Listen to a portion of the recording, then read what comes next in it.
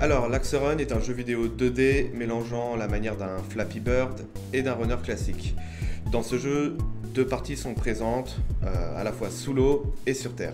Dans l'idée, l'axolot devra survivre un maximum de temps dans ces environnements pour pouvoir réaliser le meilleur score possible.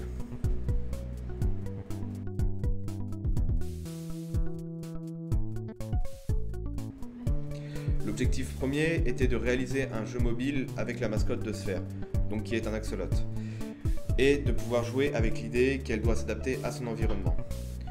Le jeu en lui-même a été développé principalement pour le Sphere Innovation Challenge et à la suite de ça a été utilisé pour le Vox Day Luxembourg.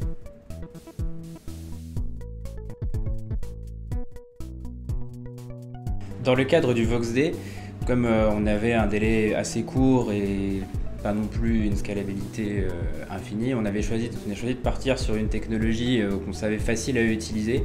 Donc on a choisi Unity. Donc on a une base de C# avec, comme il y a un système de connexion, une connexion Firebase, sur lequel il y a un tutoriel il n'y a pas très longtemps qui est sorti, qui est vachement intéressant pour Unity. Et en plus de ça, on a donc une API REST qui a été développée pour la publication des scores et toutes sortes d'informations qui sont gardées à travers le jeu.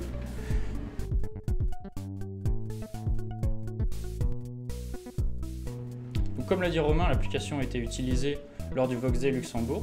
Nous avions donc besoin de serveurs pour gérer les joueurs ainsi que leurs scores, mais aussi d'un site web pour afficher sur le stand différentes données vis-à-vis du jeu, mais aussi de Sphère via un tweet wall et des vidéos.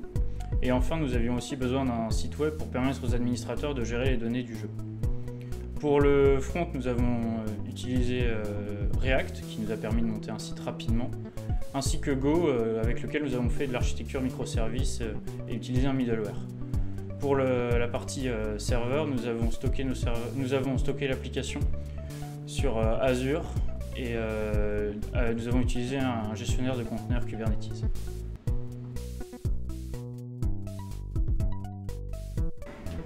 Pour l'avenir du jeu, on a déjà quelque chose de prévu. Donc déjà, on a toute une augmentation de la difficulté, un approfondissement du gameplay qui est en train d'arriver. Et ensuite, on est en train de travailler sur un autre principe, intégrer un système de Battle Royale qui serait disponible sur les différents salons à long terme. Ça, on est encore à l'état de prototype, mais on va voir.